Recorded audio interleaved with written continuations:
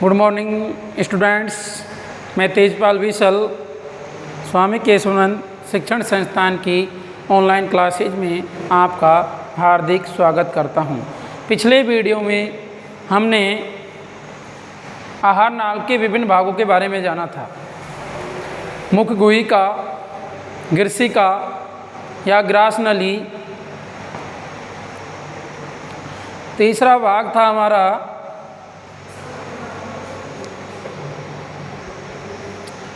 तो हेलो बच्चों, पिछले वीडियो में हमने जाना था आहार नाल जो पाचन नली के जो मुख्य भाग थे। पहला भाग कौन सा था? मुख गुहिका। मुख गुहिका के द्वारा क्या करते हैं? हम भोजन को अंदर ग्रहण करते हैं। दूसरा था गिरसिका या ग्रास नली। तीसरा था हमारा आमाशय। तीसरा क्या था हमारा बच्चों? आमाशय। चौथा क्या था बच्चों हमारा? क्षुद्रांत यानी छोटी आंत। और पांचवा क्या था बच्चों हमारा? बृहद आंत यानी बड़ी आंत। और छठा क्या था बच्चों? मलाशय। और सातवां कौन सा था बच्चों हमारा? मलद्वार अथवा गुदा।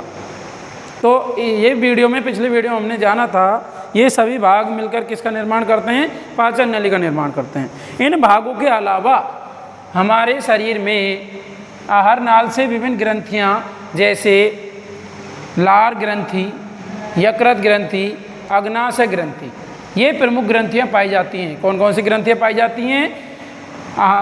लार ग्रंथि, यकृत ग्रंथि, अग्नाशय ग्रंथि आदि ग्रंथियां संबंध होते हैं, यानी आदि ग्रंथियां पाई जाती हैं। जो क्या करती हैं? ये ग्रंथियां क्या करती हैं? पाचक रस स्रावित करती हैं, यानी पाचक रस को निर्माण करती हैं। आहार नाल तथा पाचक ग्रंथियां मिलकर पाचन तंत्र का निर्माण करती हैं। आहार नाल और पाचक ग्रंथियां मिलकर किसका निर्माण करती हैं? पाचन तंत्र का। आहार नाल का पहला भाग है मुख एवं मुख गुहिका। तो इसमें क्या होता है बच्चों? आहार का मतलब होता है भोजन।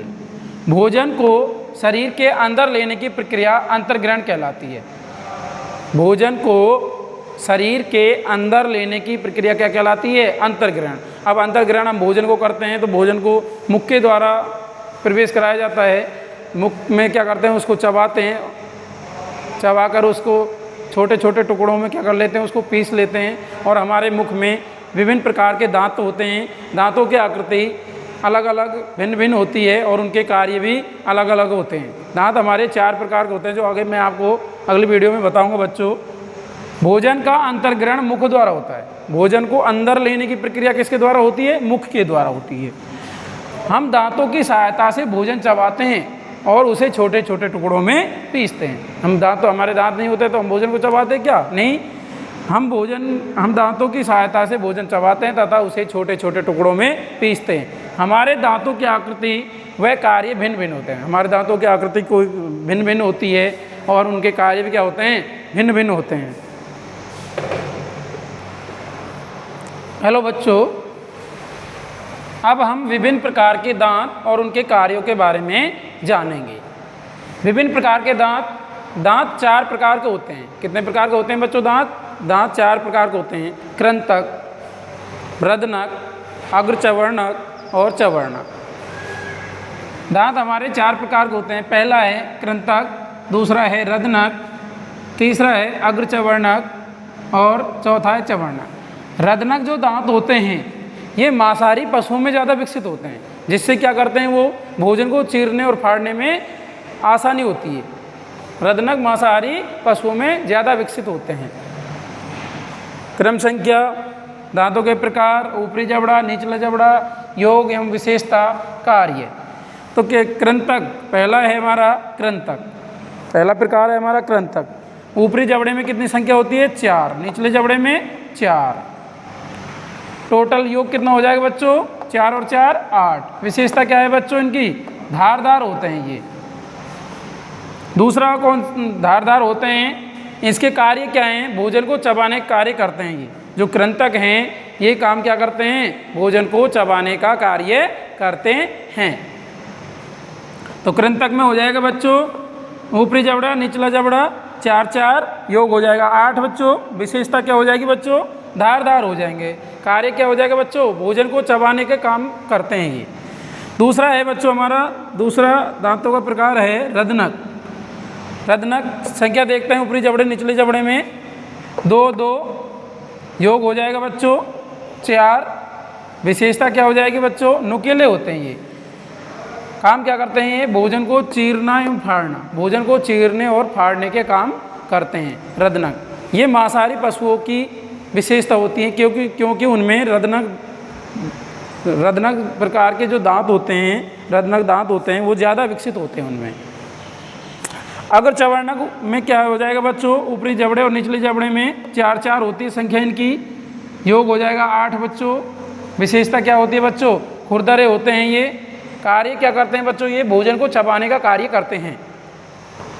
चवर्णक में क्या हो जाएगा बच्चों, चवर्णक ऊपरी जबड़े और निचले जबड़े में इनकी संख्या 6 6 होती है। टोटल योग हो जाएगा बच्चों 12। विशेषता क्या हो जाएगी बच्चों, खुरदरे होते हैं ये। काम क्या करते हैं ये, भोजन को चबाने का काम करते हैं ये भी।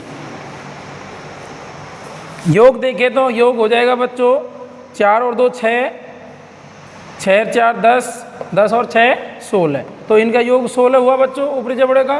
निचले जबड़े में बच्चों 4 2 6, 6 और 4 10, 10 और 6 16। तो 16 और 16 बच्चे कितने हो जाते हैं, 32। तो हमारे दांत कितने होते हैं बच्चे, स्वस्थ मनुष्य में 32 दांत होते हैं। मनुष्य में 32 दांत होते हैं।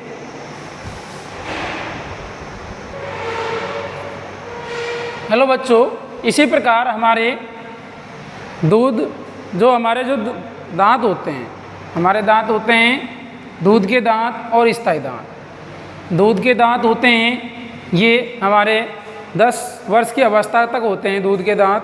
और जब दूध के दांत हमारे जब गिर जाते हैं 10 वर्ष की अवस्था तक, तो जो दोबारा जो दांत आते हैं वो स्थायी दांत होते हैं। दूध के दांत तथा स्थायी दांत, हमारे दांतों का प्रथम सेट शैशव काल में निकलता है। शैशव काल कब होता है बच्चों, जब हम बालक होते हैं, बाल अवस्था में होता है शैशव काल। तथा लगभग 10 वर्ष की आयु तक ये सभी दांत गिर जाते हैं। इन्हें दूध के दांत कहते हैं। दूध के दांत क्या होते हैं बच्चों, दूध के दांत हमारे शैशव काल अवस्था में निकलते हैं, जब हम बालक होते हैं। और क्या होते हैं ये 10 वर्ष की अवस्था तक ये गिर जाते हैं।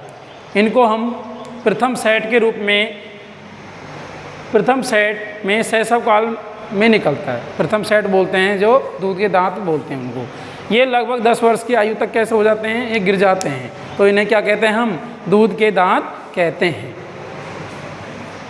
इन दांतों के स्थान पर दूसरे दांत निकलते हैं, जिन्हें स्थायी दांत कहते हैं। जो दूध के दांत होते हैं वो हमारे तो गिर जाते हैं, उन दांतों के स्थान पर क्या होते हैं, जो दूसरे दांत निकलते हैं, उनको क्या कहते हैं, स्थायी दांत कहते हैं। अब हमारे दांतों पर क्या प्रभाव पड़ता है, मिठाइयाँ और दंत क्षय। मिठाइयाँ और दंत क्षय, मिठाइयाँ खाने से हमारे दंत क्षय, दंतों मतलब जो हमारे दांत हैं उनकी हानि होती है। क्षय का मतलब हानि होती है, उनकी दांत गिरने लग जाते हैं। हमारे मुख में कुछ जीवाणु पाए जाते हैं, हमारे मुख के अंदर कुछ बैक्टीरिया पाए जाते हैं, कुछ जीवाणु पाए जाते हैं, परंतु उनसे हमें कोई हानि नहीं होती है। चॉकलेट, ठंडे पेय तथा चीनी युक्त मिठाइयाँ व भोजन खाने के बाद यदि हम दांत व मुख साफ न करें तो हानिकारक जीवाणु मुख में वृद्धि करके दांतों के बीच फंसे भोजन की शर्करा का विघटन करके अम्ल बनाते हैं। अम्ल क्या करते हैं, अम्ल दांतों को क्षति पहुंचाते हैं, जिससे दंत क्षय होता है, हमारे दांत गिरने लग जाते हैं। क्या करते हैं हम, चॉकलेट, ठंडे पेय पदार्थ भोजन करने के बाद क्या करते हैं, मुख व दांत को अच्छी तरह साफ नहीं करते हैं, जिससे क्या होता है, जो जीवाणु हैं वो हमारे मुख में वृद्धि करके दांतों के बीच फंसे शर्करा के विघटन को क्या कर देते हैं, शर्करा के विघटन को अम्ल में परिवर्तित कर देते हैं। क्या करते हैं, विघटन करके अम्ल बनाते हैं।